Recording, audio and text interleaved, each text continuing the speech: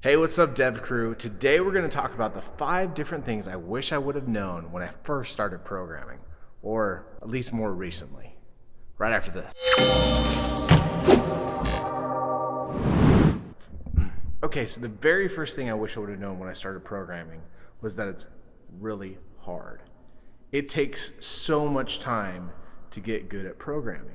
So if this is a career that you're looking at and you're saying, hey, I'm gonna rest on my laurels and I'm not gonna learn very much, after I get my degree or after I go through boot camp or after I get my job, it's something that you need to keep learning. And whether or not it's Uncle Bob's, 15 hours a week on the side on top of your normal job, or it's 5 hours a week or 2 hours a week, you're going to have to learn more than you are just at your job.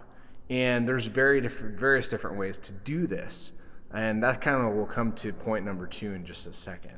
I just wish I knew how hard it was to program and how much work it would be and how much I'd bash my head against the wall with different things, and how incompetent I would feel because there's constantly something new and your understanding of things grows and grows, and you have the Dunning-Kruger effect and things like that.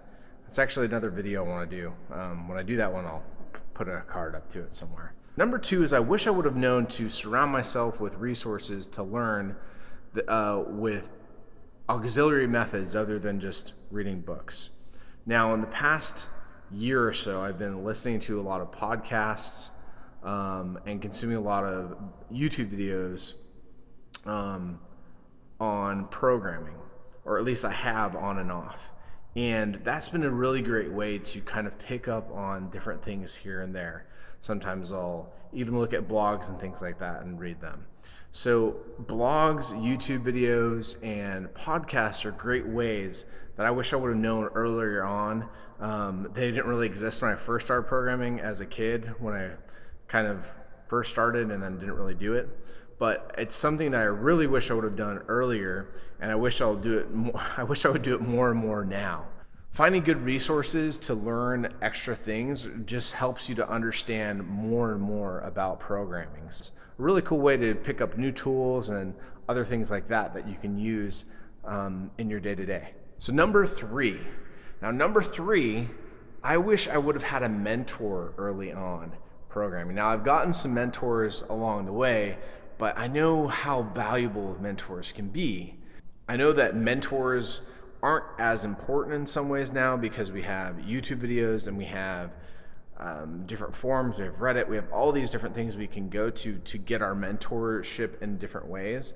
But having someone that's right beside you, an actual friend that can mentor you and walk you through the process has really been helpful to me. I actually have a good friend who really helped me during some of my darkest times as a developer, helped get me some side work, and I'm really grateful to him.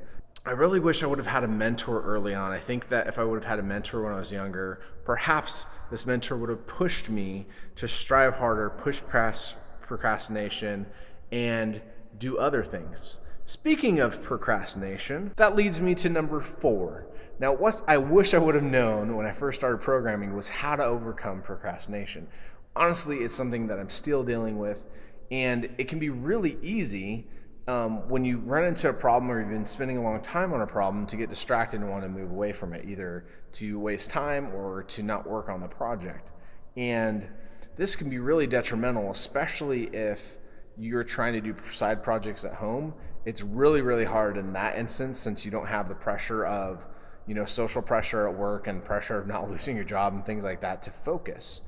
And I wish I would have known all the different tips and methods for overcoming procrastination, which is another video I'll put up here and in the description below when I make that one as well. Go ahead and leave a comment below on which video you'd like more. Do you want the procrastination one more or the one on the Dunning-Kruger effect? Yeah, overcoming procrastination is a huge one. It'll keep you from reaching your highest potentials in life and as a developer. So that's the 4th one. I really wish I would have known how to overcome procrastination, had better habits and methods for dealing with it. So number 5 is I wish I would have known that There is no one right way of doing things. This is kind of something that I've taken in by osmosis and read and learned in life, as well as heard from others, is that there's not just one right way of doing things. There are some pretty bad ways of doing things. There's some ways that are questionably bad, and a lot of it comes down to opinion. So when I first started learning, I was like, okay, this is the one way to do things in JavaScript. This is the right way to do this, and this is the right way to do this in PHP. There's a really good book I haven't read yet, but it's called Pragmatic Programmer, and it's kind of, dogmatism is when you're very religious and strict on what you do, and pragmatism is more of a taking the best approach, weighing in everything. And so Pragmatic Programmer, I'll have a link below to the book. Having more of a pragmatic approach to things and knowing that there's more than one way to approach and solve a problem is a really, really important thing to know early on, because it opens your mind up to learning more methods and not being so dogmatic about one way of doing things. Even though we still are, as programmers, we're still very, very dogmatic. For you that have been programming for a little while, can you please leave a comment below and let me know what you wished you would have learned early on in your career?